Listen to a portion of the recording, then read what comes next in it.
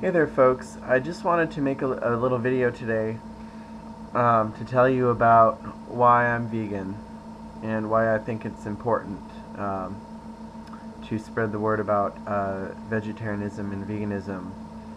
I recently was having a debate with somebody online on YouTube whose videos I'd watched a few of, who made some pretty nice videos on some different raw foods and whatnot. And we got into a debate because I was really surprised they had then posted a video about buying lots of meat after posting all these other really amazing videos that were totally awesome. And the person and I got into a debate about veganism and about eating meat. And you know, it's a difficult subject to approach with a lot of people because people have really strong beliefs on both sides of the coin, and to get to the middle of what's important to people and why people should eat this or that way, you have to examine it from many different sides. And the person I was speaking with wanted me to make a video, like I'm doing now, to debate with him on veganism and to cite different sources and whatnot, which I understand wanting to hear from different sources and to, legitimize the information so that it's not just somebody spouting propaganda without backing it up. I totally understand that. However, I feel like this person just wanted to argue because I had challenged them, and I did send them information to back up what I was saying, but they didn't want to read the articles that I sent them. They wanted me to debate them on video.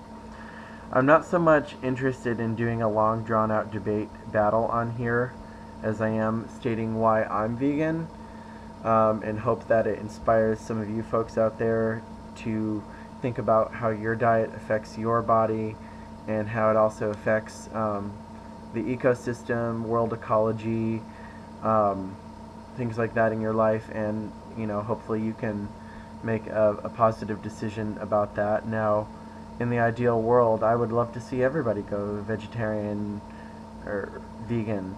I know that's not going to happen. At least it's not going to happen right now unless some crazy wild shift happens, and a lot of people are invested in eating meat for a variety of reasons. So, why I'm vegan? What made me vegan? So, I grew up in upstate New York.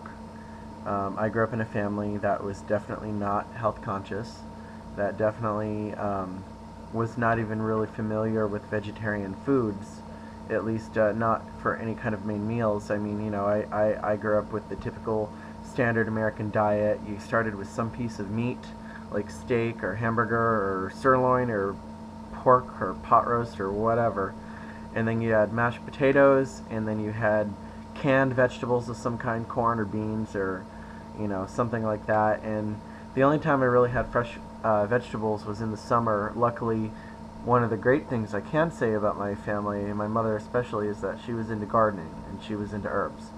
So I was able to have fresh produce from the garden in the summers, and we did have some salads and things like that, although most of the stuff we had ended up being cooked into various meals. So it was still better than getting stuff canned or frozen from the store, but I still wouldn't have said that any of those meals were really super healthy, though, by any means.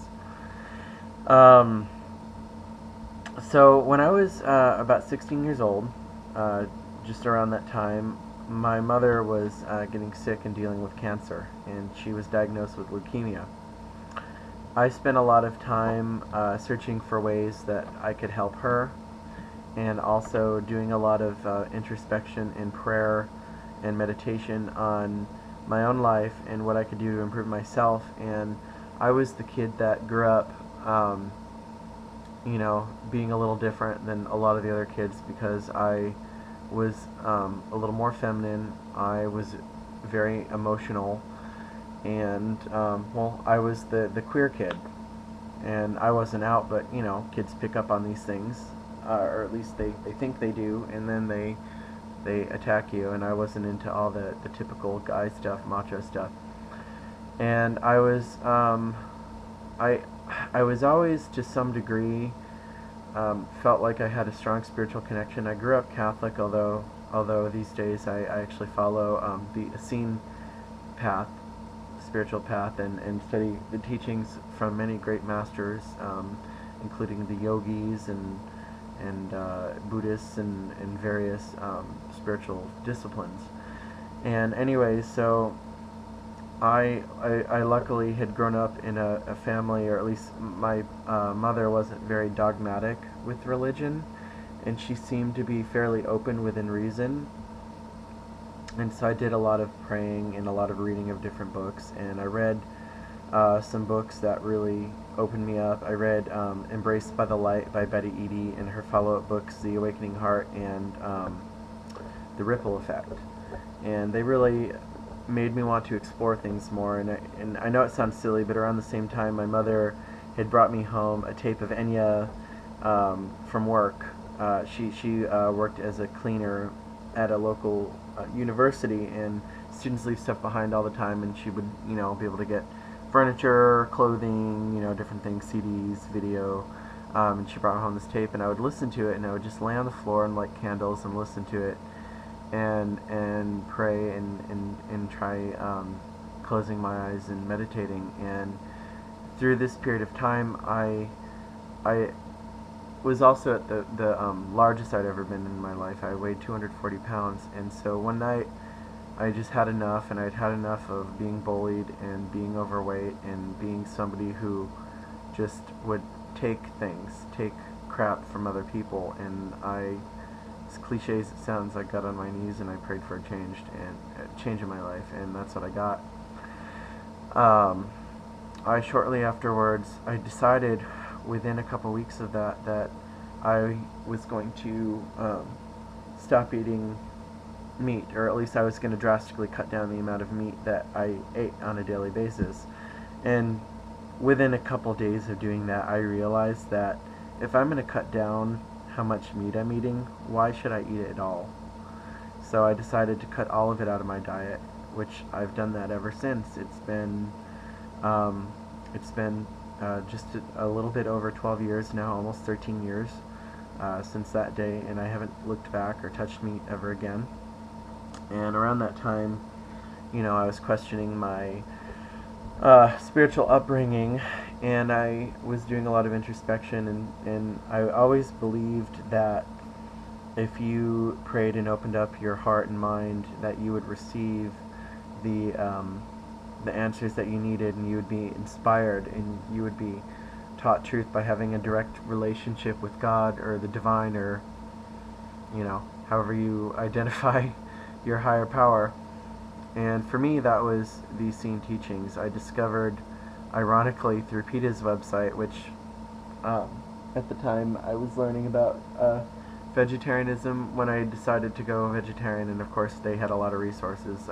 I don't necessarily agree with all of their tactics and all of their teachings today, but they were instrumental in my beginning education and conversion, and I learned a lot about diet and nutrition.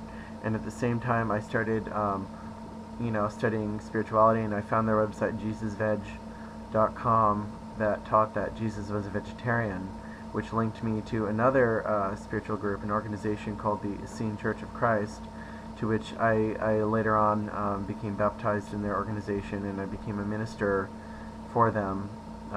Currently, I'm no longer with that particular group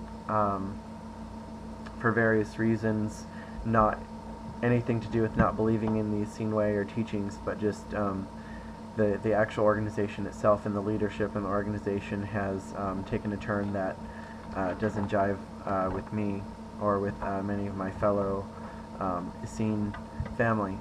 So in any case, as going on with my story, I found them, and I spent a lot of time praying that I was being led down the right path, and to be sent signs if if I was doing the right thing. And a lot of amazing things happened around that time. I don't even remember all of them, but some of the things that really stand out for me, I would open up some of those earlier inspirational books that I had read, and let me open up this book and let me turn to a page that's going to reassure me, that's going to teach me what I need. And I kept opening up to these references, these sometimes obscure, sometimes more direct references that sounded a lot like the Essenes, or like the wisdom from indigenous peoples that were being reawakened today. And even in the mainstream Bible, the only two references to the Essenes that are in it referred to as the people of the way, that followed the way, those words, the way. I turned to those pages, and then when I was 16 or 17 in high school, I went with my senior class, or my, it was my senior class. I think I was 17. I went to Costa Rica, and when I got to Costa Rica, my host family just happened to have a book on these scenes, and a lot of people, even in this country, don't know about these scenes. I mean, around the world, the information is pretty limited, and I happened to stay with the only family in the group that happened to have a book on these scenes, and that was another sign for me. And shortly around that time, it was probably about a month in, and I decided one day, actually, that I was going to eat meat, and I ate a double cheeseburger, and I got at school, and I got really sick. And that was the final point from when I stopped completely altogether eating meat, when I never fell back on that again. And so, anyways, with the ongoing story, I also got interested in raw foods. I studied this website, chetday.com, with Hallelujah Acres, which has since reverted from being vegetarian or vegan back to eating meat. But at the time, they were very inspiring to me, and I learned about raw food nutrition. I also studied the raw food teachings that were laid out in the Essene church, and also resources that they had shared. And at the time, people that were involved with the Essene church were Gabriel Cousins, Victoria Skelvinskis, Sherry Soria, the Butenko family. I was actually baptized in the Essene church with Sergei and Value Butenko, and let me think, another raw food teacher, Tim Trader, is also part of the organization. And although he wasn't related directly to our specific organization, Dr. Gabriel Cousins is also an initiate and follower of the Essene Way, although his branch is a little bit different and is a little more Jewish than the Essene organization that I had been a part of, which was a little bit different in their teachings and some of the books that were given more importance, such as the Essene Gospel of Peace. And so, through my involvement in the Essene organization, I met many wonderful teachers, some of those ones that I mentioned. And then, eventually, after my first year of college in New York City, I moved to California, and I went to the International Essene Gathering, where I met all these people. And actually, when I was in New York City, I met Dr. Gabriel Cousins at a workshop he did there too, and I learned there as well, and did his Shaktipat initiation or meditation ceremony, which was amazing and opening, in addition to my previous learning of Reiki and energy work, which I felt also is instrumental in my opening and awakening consciousness into where I am today. So I'd moved to California, became involved with the Essene organization. I also met other awesome teachers out there in the community, and I took I went to different seminars and things like that, and it was amazing, and I just felt like I kept growing even more, and I was becoming more spiritually centered. And when I was really focused on my diet and healing, I actually I lost a lot of weight. I got down to 140 pounds from 240, which was my largest. And I was eating a low glycemic therapeutic raw food diet that was also low in fat. Essentially, I ate a lot of greens. I ate some fruit, but I kept it a little more neutral. I ate low fat. I didn't use oils in my food. And I slept probably 4 hours a night. I didn't have a lot of sex or sensual pleasures. I actually didn't crave it. Not that I didn't appreciate it or I didn't want some kind of intimacy with anyone, but I didn't feel like a lot of people do, where it's like they have to have sex, they have to be sexually active and be crazy with all that. And I did a lot of meditation, and throughout the years I have never had any health issues that were directly related to being vegan. Now I hear a lot from people who are anti-vegan and they're pro-meat eating that they became vegan and they espoused some vegan, what they call vegan propaganda beliefs, where they got sick. They were not feeling well. They maybe were deficient in this or that, or maybe they were cleansing. I don't know. Everybody's experience is different. But I have done the vegan diet right, and obviously, even looking at me now, I've lost a lot of weight recently, but I'm definitely not a skinny person, and I'm certainly not the pinnacle of perfect health in terms of the level that I could reach, or that I have been at in the past. But one should take into account that, when judging people in their diet, look at their entire history and don't look at just like, okay, so I'm overweight right now. How do I compare with somebody who is eating meat, who looks healthier than I am? They're skinnier than I am. Maybe they're a little bit more physically fit and they're more athletic than I am.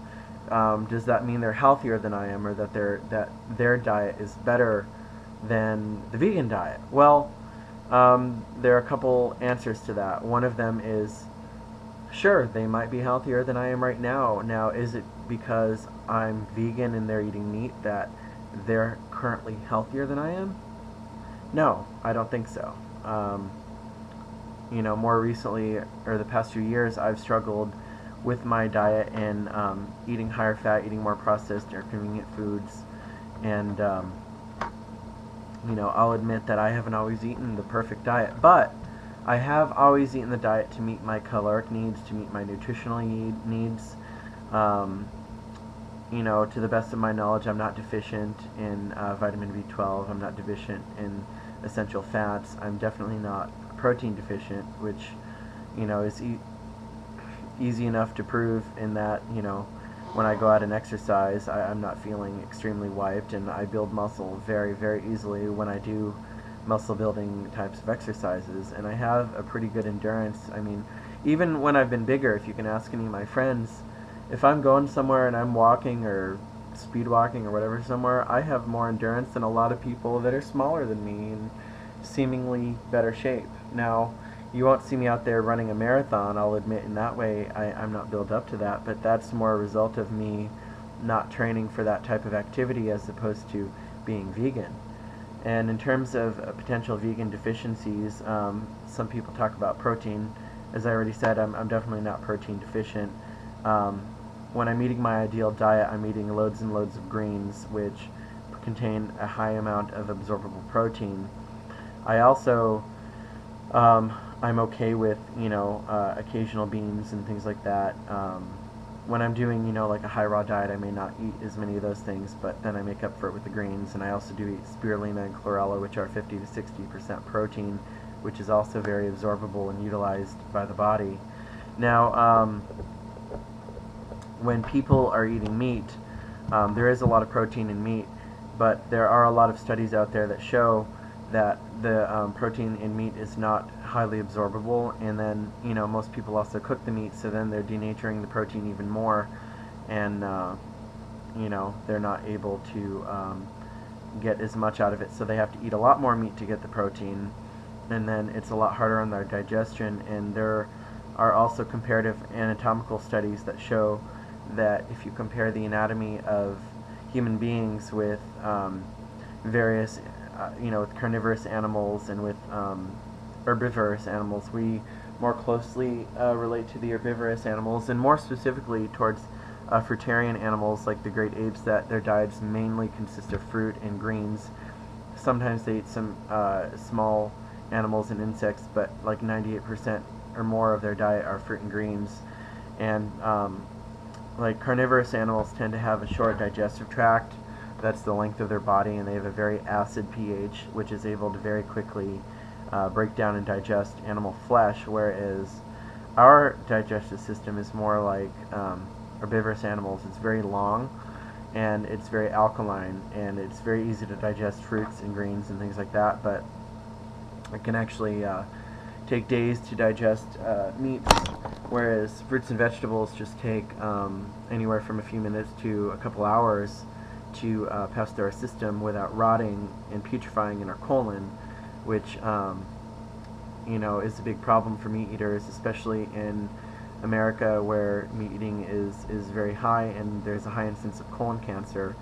Now, there are a lot of resources out there that can back up this information. I definitely recommend information by Dr. Gabriel Cousins, whose website is treeoflife.nu. N as in Nancy, U as in University. There's also the Journal JAMA, the Journal of American Health, something like that. And there's also the China Study, which has a lot of amazing information about vegetarianism and also ecology. In citing some of these resources, I'm not saying that all of them are 100% perfect, or that there isn't more that we're going to learn in the future, but they are good resources, and there are a lot of things that I've learned over the years that I've learned from so many different teachers. To try and cite them all would be very difficult, but the information is out there. I mean, when it all comes down to it, what made the connection for me in going vegan, I actually watched a video that was put out by PETA called Meet Your Meat, and it showed animals in various factory farming conditions, which is the majority of life for farm animals in the United States, and is growing in popularity around the world, where animals are kept in tiny spaces and are abused, beaten, and killed cruelly. And then, depending on how they're killed, they suffer immensely. And it's funny because some people that eat meat are looking for meat that is certified kosher or halal. These religious titles that are supposed to mean that it's healthy, or it's killed in a I don't know, some people think for some reason that it's more humane or it's better.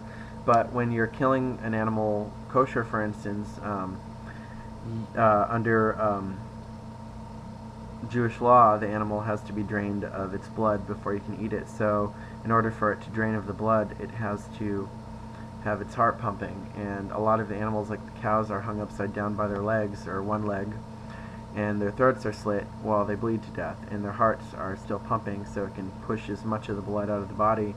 And that's a common way that animals are killed in farms, even kosher certified farms. So you're eating something that has been tortured, even if it was raised free range, killing that way. Or sometimes animals are killed via captive bolt stunning, which is this electronic gun that shoots a bolt or shoots electricity through their brain, and it doesn't always work, and sometimes the animals are ended up being skinned alive, or in the case of chickens, their throats are slit on conveyor belt type of lines, and they are thrown in boiling water to defeather themselves while alive. And with mass production of animals, there really is no way to humanely kill them. And one could argue that even killing them isn't humane anyway, even if they are raised with respect, because it's my belief that it's not, you can't say you love an animal and then kill it.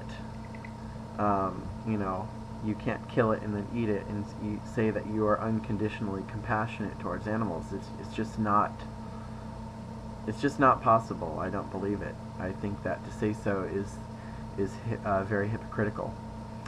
On top of that, the emotional belief in that, many spiritual leaders throughout the world, throughout history, have been vegetarian, and there's a reason for it, because their unconditional love and understanding of sentient creatures realizes that these creatures have just as much of a right to live that we do, and that by getting their blood in our hands, we are no better than other animals that kill each other.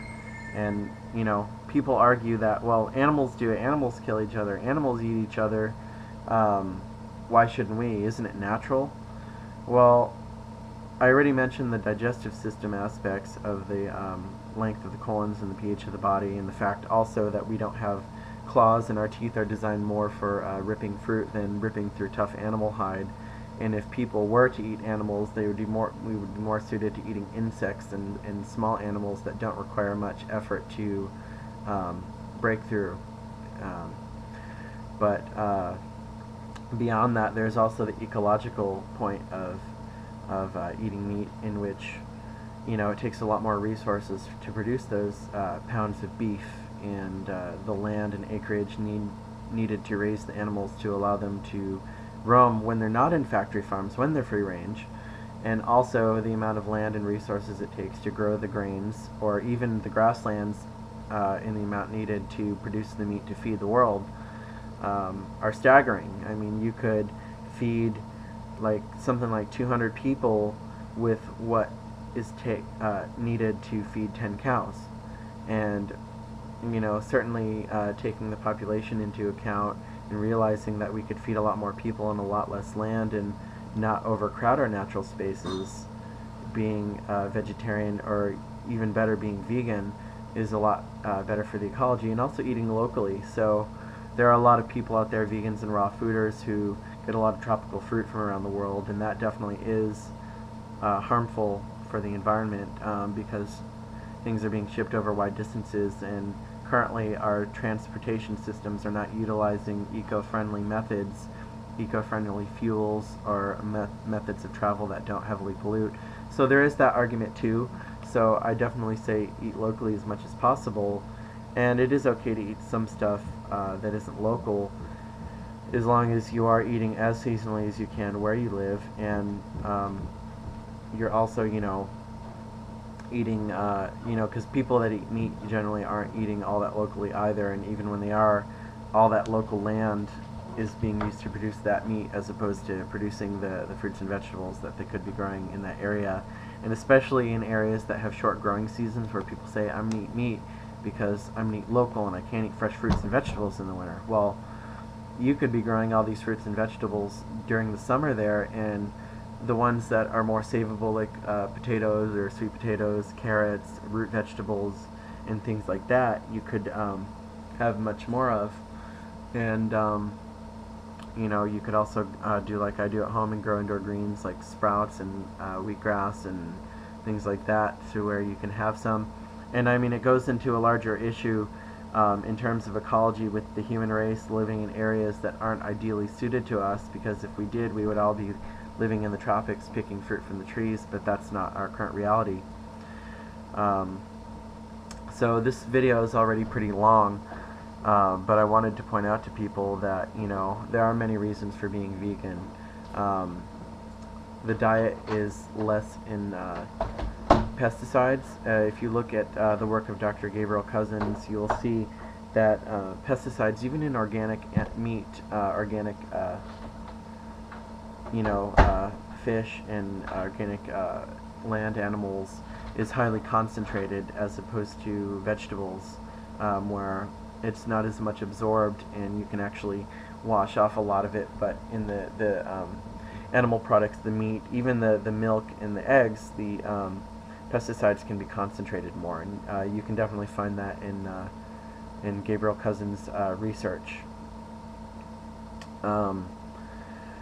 So beyond that, I mentioned the ecological reasons, and then the most important one for me is being loving, being unconditionally loving, and not contributing unnecessarily to the suffering of animals when I don't need to, and I can live longer and be healthier without doing that, without eating these animals.